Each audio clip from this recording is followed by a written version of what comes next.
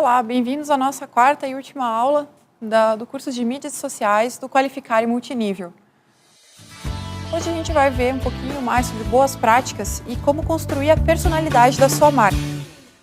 Existem algumas formas de você fazer isso, mas a principal delas, no conteúdo que o leitor, o cara que está do outro lado vai perceber, é através da voz e o tom, a maneira com que você conversa com ele.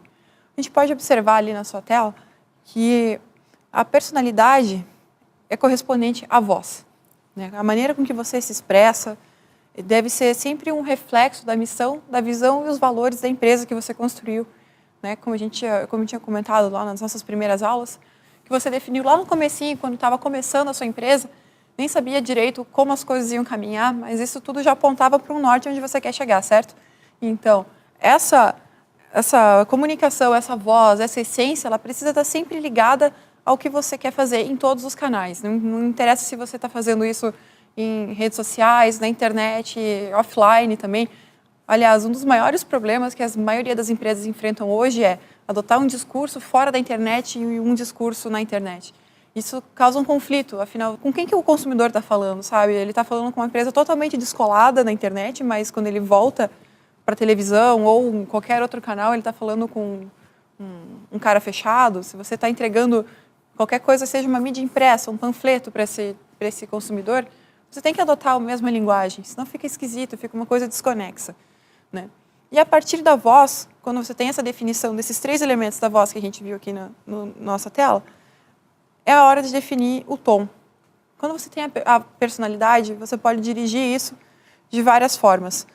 O tom, ele pode ser humor, informalidade, ou se o seu público-alvo, você percebeu que ele é composto por pessoas, vamos dizer assim, executivos altos de uma empresa, você tem que usar formalidade, porque se o seu produto vai atingir eles nessa etapa, no lado profissional e não no pessoal deles, talvez seja melhor você falar uma língua diferente, sabe? Colocar o tom de voz de uma maneira diferente. E, por fim, o tom sempre tem que estar muito bem conectado com a voz. Não adianta você ter uma personalidade séria e começar a falar de humor, que daí também vai ficar muito estranho, né? As duas coisas têm que caminhar juntas. Bom, uma vez que a gente passou por todos esses pontos, você tem que começar a olhar o seu público-alvo de uma maneira diferente, né? O seu cliente não precisa sempre ter razão, mas você precisa saber que ele está sempre em primeiro lugar. Esse é um ponto muito importante das nossas boas práticas de mídias sociais. O nosso segundo passo é perceber que tem que ter tudo muito claro naquela divisão da missão, visão e valores. É sempre bom revisar isso, sabe? A gente não custa repetir essa parte, porque é muito importante. São vários erros que a gente vê de empresas que fazem uma comunicação totalmente desalinhada, sabe? Então, é muito, muito, muito importante prestar atenção nessas 2 primeiras áreas. Tomar cuidado em manter sempre o seu consumidor em primeiro lugar. Não precisa concordar com ele sempre, né? E casar essas 2 coisas.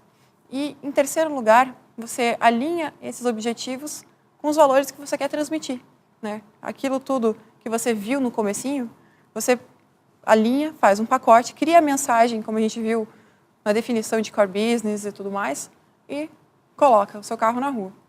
E depois você começa a pensar, né, você fez os seus testes, os exercícios, começa a pensar na sua marca como se ela fosse uma pessoa. Imagine assim, como que ela se comportaria num círculo de amigos, né? E essas características de personalidade a gente chama de arquétipos, né? Os arquétipos, eles são ideias de personalidade que são pré-concebidas, assim. A gente tem algumas características principais, não significa que você vai só obedecer aquele arquétipo, né? Mas eles ajudam a entender a característica de cada pessoa. Vale lembrar também que esses arquétipos são baseados naquela construção de persona que a gente fez, né? Então, a personalidade da sua marca tem que combinar com a personalidade do seu público-alvo. Então, qualquer relação, né, interpessoal que você vai fazer vai estar baseada nesse arquétipo. Vamos ver um gráfico que preparei para vocês sobre os tipos de arquétipos, né? Então, a gente começa com um inocente. No total são 12. O inocente, ele está sempre associado aos prazeres mais simples e básicos da vida, né? A principal característica dele é trazer uma bondade, ingenuidade, e as principais marcas que usam esse arquétipo são marcas infantis, que querem transmitir aquela coisa da primeira infância, da inocência. O segundo é o explorador, né? Ele tem como característica principal não reconhecer fronteiras, assim. Para ele, a personalidade dele é bastante forte e ele propõe liberdade e ele quer experimentar coisas diferentes. Então, as marcas que usam bastante esse arquétipo são relacionadas ao setor automotivo, esporte de aventuras, né, e até mesmo os próprios carros criados para rally e outras modalidades, off-road, coisas do tipo. O nosso terceiro arquétipo é o sábio, uma característica para a marca que queira provocar o pensamento, que instigue alguma coisa, que queira construir conhecimento junto com a pessoa. Então, esse arquétipo, ele quer passar a informação de estar sempre bem informado, aprendizado intenso, e ele é comumente usado nas instituições de ensino, consultorias, escolas e assim por diante. O nosso quarto arquétipo, nossa quarta personalidade que pode ser usada na sua marca é o herói. Para o herói, também não existe limites, mas o principal dele é que ele propõe assim, a ideia de ter superpoderes. Ele pode voar e que, sabe? E, então, ele vai ter um diferencial, ele vai conseguir se colocar diferente, ter um status diferente para as outras pessoas naquele círculo dele. Geralmente, as marcas esportivas usam isso bastante. Por exemplo, a Nike, ela cria recentemente, eles criaram aquela pulseira para esportes, que ela mede todas as suas atividades, calorias gastas, quantos passos você deu, o tempo médio, faz até um mapinha. E eles desenvolveram um jogo em que você joga através do seu aplicativo do seu celular e vai enviando os dados e você compete em um ambiente digital em que você tem que salvar o mundo através da sua atividade física. Então, eles querem que você provoque mudanças no seu corpo através dessa relação com a marca. Então, eles te dão superpoderes para que você possa interagir melhor. É bastante bacana, vale a pena conferir essa ação deles, né? E o nosso quinto arquétipo é o fora da lei. Como eu comentei antes, esse arquétipo combina bastante com a Harley Davidson. Ele quer chocar, quebrar regras, mostrar que ele é arriscado e que ele pode tudo. Ele não liga para as leis, ele quer sempre ser diferente, ousado, né? E a Harley Davidson combina muito com isso. O nosso sexto arquétipo é o mago, né? Ele assim como os filmes de mago, ele promete transformar alguma coisa, né? Então, a proposta da marca, quando ela adota o perfil do mago, é transformar o consumidor através do uso dos seus produtos. Isso está sempre mais relacionado a academias, clínicas de estética, spa e assim por diante, sabe? Coisas que têm uma influência direta, né? Ele pode ter alguma relação também com o herói, que, como a gente viu o exemplo da Nike, mas tem algumas diferenças sutis ali. O nosso sétimo arquétipo é o cara comum. Ele não quer promover nenhuma mudança radical, ele quer tornar a sua vida mais fácil, trazer um pequeno conforto ao que você tem que lidar no seu dia a dia. Por exemplo, você precisa pagar coisas, né? Sempre, todo mundo paga a conta, todo mundo almoça fora, enfim. Então, quando você chega para pagar, a mocinha diz, é mais fácil pagar com Visa, né?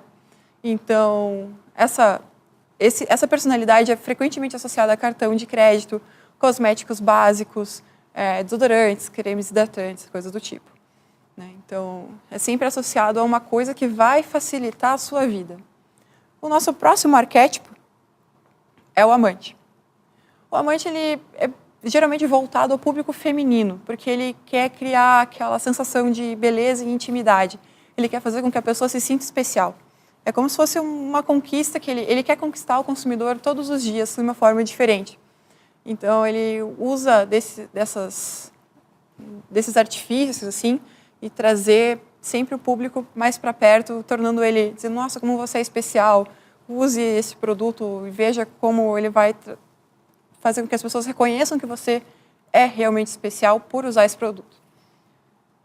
Ele também combina bastante com coisas exclusivas, assim, quando você associa um diferencial de destaque, né? Então, geralmente, marcas de luxo, Louis Vuitton, Prada, elas trazem sempre uma característica bastante forte desse tipo. O nosso próximo arquétipo é o bobo da corte. O bobo da corte parece que todo mundo que entrou no Facebook recentemente adotou essa personalidade, porque ele usa o humor como maior atrativo, né? Ele quer ser o centro das atenções, ele gosta de cutucar, interagir, fazer uma piada.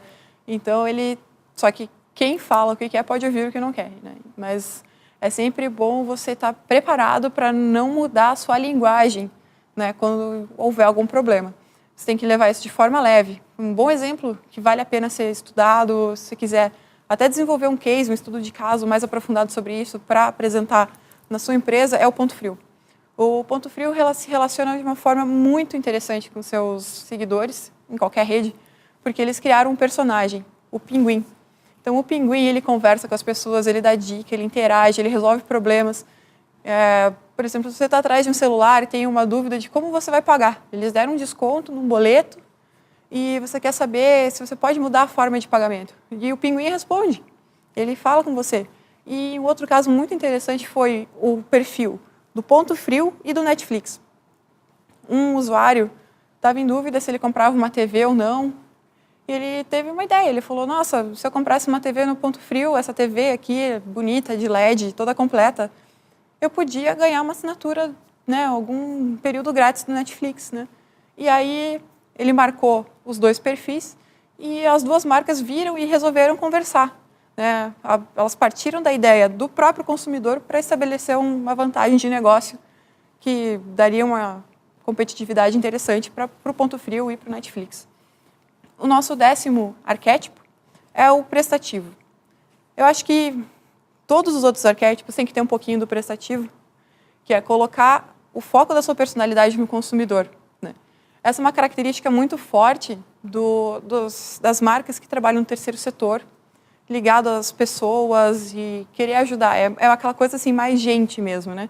As ONGs e instituições sem fins lucrativos, elas têm muito forte isso de querer ajudar sem querer nada em troca, né? Que nem aquele exemplo que eu olhei daquela rede de hotéis que ajudou a moça que estava atrás de um hotel na Califórnia.